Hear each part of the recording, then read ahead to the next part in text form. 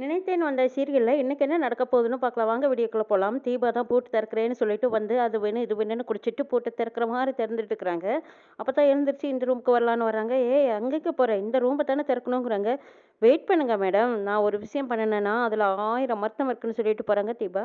சுடர் எழில் 2 பேரும் எழுந்திரிச்சு உட்காந்துக்கிறாங்க. என்ன சார் நீங்கள் நல்லா தூங்குனீங்களான்னு கேட்குறாங்க சுடர். எங்கே தூங்குறது போ, தூக்கமே வரலைங்கிறாங்க. ஆமாம் சார், எனக்கும் தான் புது இடத்துல எனக்கு தூக்கமே வராதுங்கிறாங்க சுடர். சார் உங்ககிட்ட ஒன்று கேட்கட்டுமாங்கிறாங்க. கேளு சுடர்ங்கிறாங்க எழில். ஆமாம், குழந்தைங்க மேலே ரொம்ப அளவு கடந்த பிரியம் வச்சுருக்கீங்க, ஆனால் குழந்தைக்கு பிடிக்காத இந்த கல்யாணத்தை ஏன் சார் செஞ்சுக்கிறீங்கன்னு கேட்குறாங்க சுடர். இந்த கேள்வி நீ எத்தனையோ தடவை என்கிட்ட கேட்டிருக்கேன், அதுக்கு நானும் பதில் சொல்லியிருக்கேன். பரவாயில்ல எப்பவும் சொல்கிறேன், மனோகரி எனக்கு செஞ்ச தியாகத்துக்காகவும் குழந்தைகளுக்காக நன்மைக்காகவும் தான் நான் இந்த கல்யாணத்தை செஞ்சுக்க போகிறேன். குழந்தைங்களும் போக போக எல்லாம் புரிஞ்சுக்குவாங்கங்கிறாங்க. சார் உங்களை சுற்றி நடக்கிற எல்லாமே நீங்கள் உண்மைன்னு நினச்சிக்கிட்டு இருக்கிறீங்க. சார் நீங்கள் எடுத்திருக்கிற முடிவு தப்புன்னு உங்களுக்கு ஒரு நாள் புரிய வரும்னு சுடர் சொல்லிட்டு இருக்கிறாங்க. இந்த பக்கமாக தீபா அந்த பக்கமாக போய் அந்த ரூம் சாவி எங்கே இருக்குன்னு கேட்குறாங்க. அதுக்கு இதோ போய் எடுத்துறேன் அப்படின்னு சொல்லி செல்வி தான் போய் அந்த சாவி எடுத்துகிட்டு வந்து தீபா கையில் கொடுக்குறாங்க. என்னங்க அந்த ரூம் சாவி இந்த ரூமுக்கு செட் ஆகுமான்னு கேட்குறாங்க. ஆமாம் இங்கே பாருங்கள், என்னோட 7ஆம் அறிவுன்னு ஒன்று இருக்குது, அதுதான் சொல்லுது அந்த ரூம் சாவி இந்த ரூம் சாவிக்கு செட் ஆகும்னு சொல்லுது. அதனால தான் நான் இந்த ரூம் சாவியை போட்டு பார்க்குறேங்கிறாங்க. சார் யாரோ கதவை ஓப்பன் பண்ணுற மாதிரி இருக்குல்லன்னு சுடர் சொல்கிறாங்க. ஆமாம் சுடர், வா போய் பார்க்கலான்னு 2 பேரும் போய் கதவுக்கு பக்கமாக நிற்கிறாங்க. யாருமா யாராவது கதவை நீக்குறீங்களான்னு கேட்குறாங்க எழில். ஆமாப்பா, ஒரு கீ மேக்கரை கூட்டிகிட்டு வந்திருக்கோம், அவங்க தான் கதவை நீக்கிறதுக்காக ட்ரை பண்ணிட்டு இருக்கிறாங்கப்பா, நீ பயப்படாத, நாங்கள் எல்லாருமே இங்கே தான் இருக்கோம்னு சொல்கிறாங்க பாட்டி. தீபா ஒரு வழியா அந்த கதவை திறந்துட்டாங்க. திறந்ததுமே எல்லார் முகத்துலயும் சந்தோஷம். உள்ளுக்குள்ள இருந்த எழில் சுடர் அவங்க முகத்துலயும் அவ்வளவு சந்தோஷம். தீபா லாக் தான் திறந்தாச்சல்ல, இனிமே நம்ம கிளம்பிடலாம், சுடர் மட்டும் வெளியில வந்தா நம்மள கண்டுபிடிச்சிருவா, வா போலான்னு இந்து கூட்டிட்டு போயிடுறாங்க. தீபாவும் பின்னாடியே போயிடுறாங்க. எழில் சுடர் 2 பேரும் வெளியில வந்து யார் இந்த கதவை திறந்ததுன்னு கேட்குறாங்க. இதோ இங்க நிக்கிறாங்களே அப்படின்னு பாட்டி தேடுறாங்க. அந்த இடத்துல பார்த்தா தீபாவை காணா, இந்துவையும் காணா. நல்ல வேலை அவ போயிட்டான்னா விட்டுருங்களேன், அவன் இந்த டோரை திறக்கிறதுக்கு 5000 ரூபாய் கேட்டாங்கிறாங்க மனோகரி. அம்மா நான் கொஞ்ச நேரம் தான் தூங்கினேன், தலை வலிக்குது, நான் போய் நல்லா ரெஸ்ட் எடுத்துட்டு வரேன்னு சொல்லிட்டு எழில் அவங்க ரூமுக்கு போறாங்க. சுடர் நீயும் நல்லா தூங்கியிருக்க மாட்டேன், நீயும் போய் ரெஸ்ட் எடுன்னு பாட்டி சொன்னதும் சுடரும் போறாங்க. இந்த போட்டிஸ்ங்க 4 பேரும் அந்த ரூம் கதவை திறந்திருப்பாங்களா போய் பார்க்கலான்னு 4 பேரும் போய் பார்க்குறாங்க. செல்வி மனோகரி கிட்ட சொல்றாங்க, இந்த சுடர் தான் ஏதோ ஐடியா பண்ணி இப்படி பண்ணிட்டா போல இருக்குங்கம்மா அப்படிங்கிறாங்க. ஆமாம்மா அவ தான் பண்ணியிருப்பா, இதுக்கெல்லாம் சேர்த்து வச்சு அவளுக்கு ஒரு நாள் இருக்கு பாருன்னு நினைக்கிறாங்க மனோகரி. அபி, அஞ்சலி, காவியா, கவின் இவங்க 4 பேரும் ஆமா சுடர், நீ நைட்டு ஃபுல்லாக ரூம்லேயே இருந்தியே, உனக்கு பயமாவே இல்லையான்னு கேட்குறாங்க. நான் எதுக்கு தனியாக இருந்தேன், உங்கள் அப்பாவும் இருந்தாங்கல்லன்னு சொல்கிறாங்க சுடர். ஆமாம் சுடர், யார் வந்து அந்த கதவை திறந்தாங்கன்னு கேட்குறாங்க.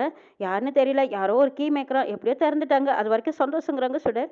பாட்டி சுடர்கிட்ட சாரி கேட்குறாங்க. எதுக்குமா சாரி சொல்கிறீங்கன்னு கேட்குறாங்க. இல்லை எழில் கூட நீ தனியாக இருக்கும்போது உனக்குள்ள ஒரு பதட்டம் இருந்திருக்குமல்லங்கிறாங்க. அப்படியெல்லாம் இல்லைம்மா, எழில் சார் ஜென்டில்மேன், அவர் கூட இருக்கும்போது எந்த பயமும் கிடையாது, அப்படிதான் நான் உணர்ந்தேங்கிறாங்க சுடர். சுடர் உன்னை நினைக்கும் போது ரொம்ப பெருமையாக இருக்குது, நான் வச்சிருக்கிற நம்பிக்கையை விட நீ எழில் மேலே ரொம்ப நம்பிக்கையை வச்சிருக்கிறத நினைக்கும் போது எனக்கு சந்தோஷமாகவும் பெருமையாகவும் இருக்குங்கிறாங்க பாட்டி. சரி சரி, நீங்கள் எல்லாரும் பேசுனதெல்லாம் போதும், எனக்கு பசிக்குது, ஸ்கூலுக்கு டைம் ஆகுது, நாங்கள் எல்லாரும் கிளம்பணும் அப்படின்னு அஞ்சலி பாப்பா கேட்டுக்கிறா. அஞ்சலி, இப்படியெல்லாம் பெரியவங்க கிட்ட பேசக்கூடாது சரியா அப்படின்னு சொல்லி கொடுக்குறாங்க. பாத்தியா மனோகரி, வயசு பண்ணாச்சே பதட்டப்படுவாளேன்னு நாம நினைச்சோம், அவ எவ்வளவு மெச்சூரிட்டியா இருந்திருக்கா பாரு. நம்ம எழில் மேல வச்சிருந்த நம்பிக்கையை விட அவ எவ்வளவு நம்பிக்கை ஸ்ட்ராங்கா இருந்திருக்கா. ரொம்ப நல்ல பொண்ணு சுடர் அப்படின்னு சொல்லிட்டு பாட்டி அங்கிருந்து போறாங்க. சரி எல்லாரும் ஸ்கூலுக்கு டைம் ஆச்சு, கிளம்பலாம் அப்படின்னு சுடர் எல்லாத்தையும் தயார்படுத்துறாங்க. சிக்கு பக்குன்னு 4 பேர்த்தையும் ஒன்று முன்னாடி ஒன்று கூட்டிகிட்டு போகும்போது, ஏய் நில்லடி, நைட்டு ரூமில் என்னடி நடந்துச்சு அப்படின்னு மனோகரி சுடர் கூப்பிட்ட கேட்குறாங்க. சரி நீங்கள் 4 பேரும் போய் குளிக்கிறதுக்கு ரெடியாங்க, நான் இப்போ வந்துடுறேன்னு சொல்லிட்டு சுடர் மனோகரிக்கு பதிலடி கொடுக்குறாங்க. ஏய் இப்போ சொல்ல போறியா இல்லையா, உள்ள என்னடி நடந்துச்சுங்கிறாங்க. ஐயோ மேடம், நான் எப்படி அதை சொல்லட்டும் அப்படின்னு வெக்கப்படுற மாதிரி வெக்கப்பட்டு நடிச்சிட்டு இருக்கிறாங்க சுடர். இதை பார்த்தா மனோகரி கட்டுப்பாகிறாங்க.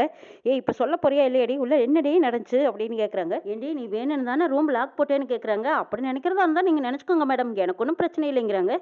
நான் கட்டிக்க போறவரோட ஒரு ராத்திரி ஃபுல்லா அவர் கூட இருந்திருக்கேன், என்ன நடந்ததுன்னு கேட்டா ஒழுங்கா பதில் சொல்ல மாட்டேங்கிறேன்னு கேட்குறாங்க மனோகரி.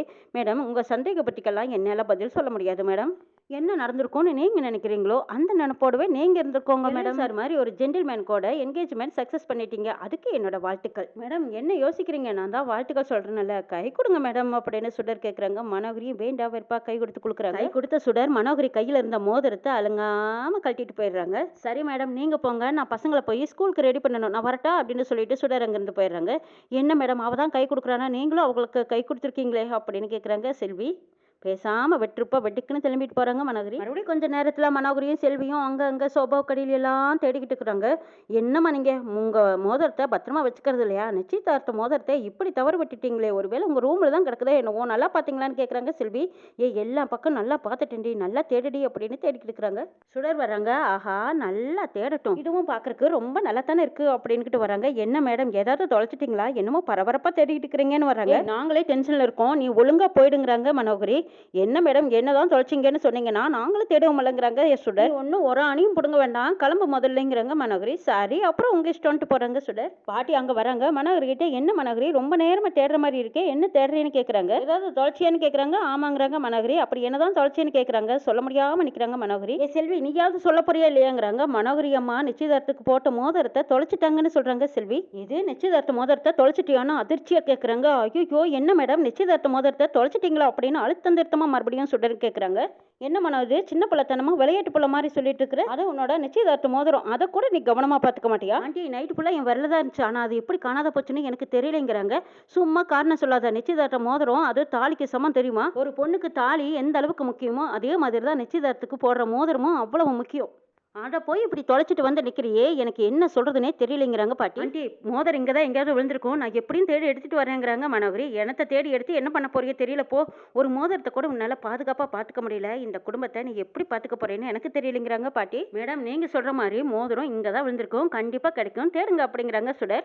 ராமையா பாட்டியை கூப்பிட்டு, அம்மா இது எழில் ஐயா நம்ம மனோகரி அம்மாவுக்கு போட்ட நிச்சயதார்த்த மோதிரம் தானே, இது குப்பைத்தொட்டியில கிடந்துச்சு மேடம் அப்படின்னு சொல்லி கொண்டு வந்து மோதிரத்தை கொடுக்குறாங்க ராமையா. என்ன ராமையா குப்பையில கிடந்துச்சுன்னு கேக்குறாங்க. ஆமாமா குப்பையை கொட்டலான்னு போனேன், நல்ல வேலை அது என் கண்ணுல பட்டுச்சு, குப்பையை கொட்டுறதுக்கு முன்னாடியே என் கண்ணுல பட்டதுனால அதை எடுத்துக்கிட்டு வந்து உங்ககிட்ட காட்டலான்னு கொண்டு வந்து கொடுத்தேங்கிறாங்க ராமையா. என்ன மனோகரி இது உன்னோட நிச்சயதார மோதிரம் குப்பை தொட்டியில விழுற அளவுக்கு அவ்வளவு கேர்லஸ் இருந்திருக்க, இதனோட வேல்யூ என்னங்கிறது உனக்கு தெரியல, நீ நல்ல கவனமான பொண்ணுன்னு நினைச்சேன், இவ்வளவு லூசுத்தனமாவா இருப்ப, இந்த அப்படி அப்படின்னு சொல்லி மோதிரத்தை கொடுக்குறாங்க பாட்டி. மனோகரி எல்லாரும் முன்னாடியும் அசிங்கப்பட்ட மாதிரி அந்த இடத்துக்கு எதுவும் பேசாம போறாங்க. பின்னாடியே செல்வியும் ஓடிடுறாங்க. ரெண்டு பேரும் போறத பாட்டு கை தட்டி சிரிக்கிறாங்க ராமையாவும் சுடரும். ஆஹா சுடர் நீ ரொம்ப பெரிய ஆளு தான், எப்படியோ மனோகரி கையை விரல் வச்சு அவங்க கண்ணையை குத்த வச்சிட்டியே சுடர், நீ பெரிய ஆளுதாங்கிறாங்க ராமையா. ராமையா இது ஆரம்பம் தான், இனிமே இருக்கு பாருங்கிறாங்க. இது சூடு பிடிச்சிருச்சு ஆட்டம் அப்படின்னு ரெண்டு பேரும் சிரிச்சிட்டு இருக்கும்போது கவின் வந்துட்டாங்க. சுடர் நீயும் ராமையாவும் என்ன நடந்ததுன்னு இப்படி சிரிச்சிட்டு இருக்கிறீங்க, அப்பாவோட கல்யாணத்தை நிறுத்துறேன்னு சொன்னேன், அதுக்கான எந்த முயற்சியும் எடுத்துக்கிட்ட மாதிரி தெரியலையேங்கிறாங்க கவின். கல்யாணத்தை நிறுத்துறதுக்கு பக்காவா பிளான் போயிட்டு இருக்குது, நீ ஒன்னும் அதை பத்தி கவலைப்படாத, எல்லாம் நான் பாத்துக்கிறேன்னு சொல்லிட்டு போறாங்க சுடர். தீபா தனியா உட்காந்து புலம்ப ஆரம்பிச்சிட்டாங்க. இந்த பேய்கிட்ட மாட்டிக்கிட்டு படாத பாடுபட்டு இருக்கிறோம், அந்த லாக்கர் ஓப்பன் பண்ணு டோர் ஓப்பன் பண்ணுன்னு நம்மள தொந்தரவு கொடுக்குறாங்க, நல்ல மந்திரவாதியை போய் பார்க்கணும், எப்படியாவது இந்த பேயை விரட்டி விட்டுறணும்னு புலம்பிக்கிட்டு இருக்கிறாங்க தீபா. அந்த இடத்துக்கு இந்து வந்துடுறாங்க. இவ என்ன நினைச்சிட்டு இருக்கிறா அப்படின்னு பேசும்போது, பேய் மேடம் வந்துட்டீங்களா அப்படிங்கிறாங்க தீபா. என்ன பண்ணனே அப்படின்னு கேட்குறாங்க தீபா. நீ ஒன்றும் பண்ணலை, இவ்வளவு பிரச்சனைக்கும் காரணம் அந்த சுடர் தான் அப்படின்னு சொல்றாங்க இந்து.